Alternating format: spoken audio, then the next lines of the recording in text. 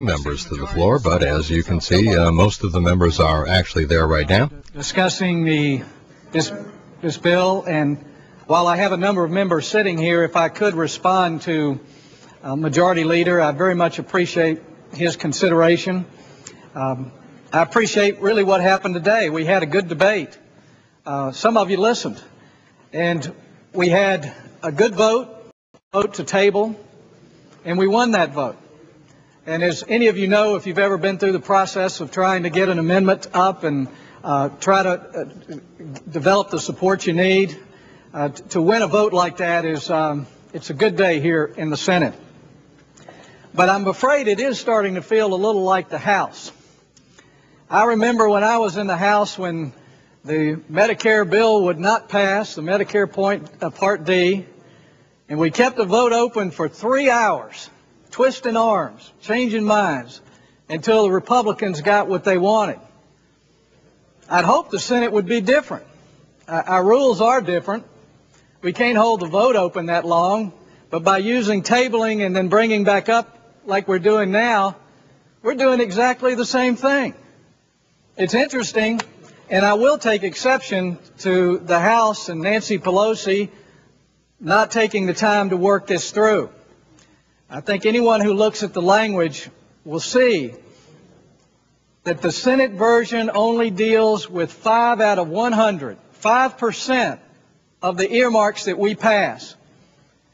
We've got a chart. Last year, 2006, of 12,800 earmarks.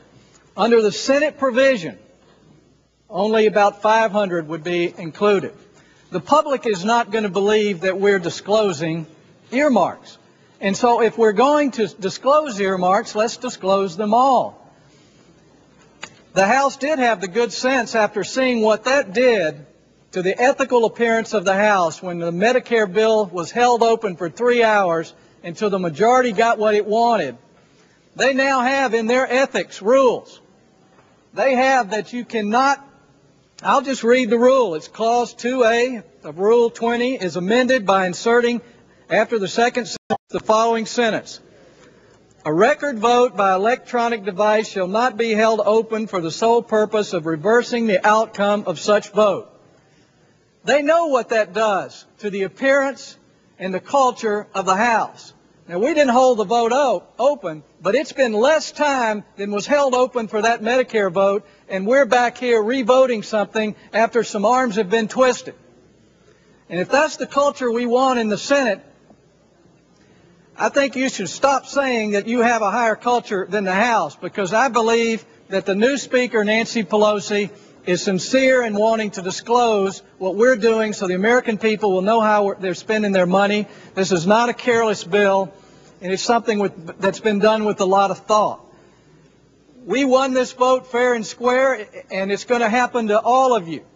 If this is how you want fellow members treated, if any amendment we offer can be tabled, and if you win your amendment, then the majority can go off and twist some arms and change some minds, and we can have another vote.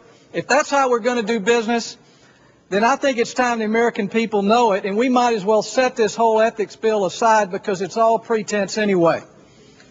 So I appreciate the opportunity to have a few people sitting here listening, but I can assure you that this amendment will improve this bill, and it will improve the perception of this Senate if we pass it.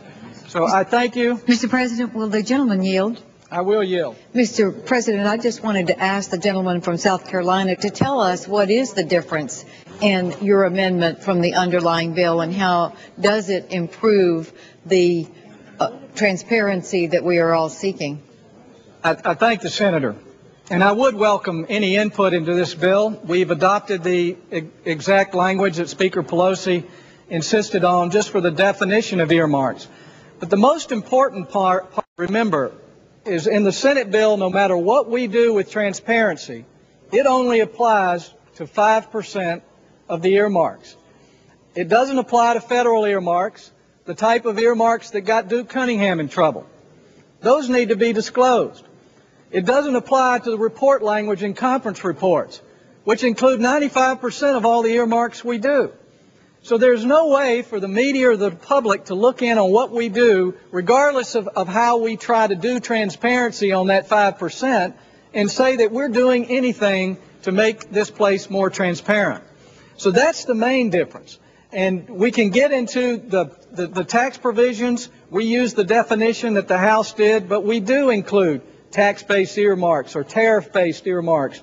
And if, again, in conference we have the opportunity to work together and change it, but if we defeat this bill with misinformation right now and it doesn't go to conference as part of the mix, the public's going to know from day one that this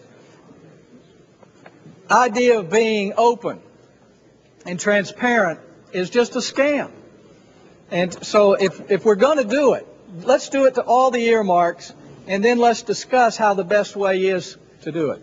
So would the gentleman just say that the earmarks that are covered in his amendment would include an earmark to a federal agency as well as an earmark for a private university or some other private entity? Is that what you're saying, that you want to cover all the earmarks, whether they are a specific earmark for a particular city in an agency, such as in the Corps of Engineers, a specific water project in a city? You just want that earmark to be known to who the sponsor is, just as if it were an earmark for funding for health research at a university. Is that correct? Exactly. The senator has it right. We're not saying whether earmarks are good or bad. We're not saying that we have some and not others. All we're saying is that earmarks are designated spending, whether it be federal, non-federal, report language, should be disclosed in the same way. And this chart just shows the number of earmarks in the 2006 budget of 12,852. The Senate bill would apply to only 534 of those. And so if we're going to have disclosure of earmarks, and that's up to the Senate to decide, but if we're going to say we're going to have disclosure, I think we need to include the 12,318 that we don't want to tell people about. People are not going to believe we're going to be transparent. I think that's what both sides of the aisle want here, and that's the only thing this amendment does. It doesn't limit earmarks. It doesn't change anything, except it defines them in a way that's open and honest. The Senator for the explanation. I think it is an excellent amendment, and I thank him for bringing it to the floor. Thank you.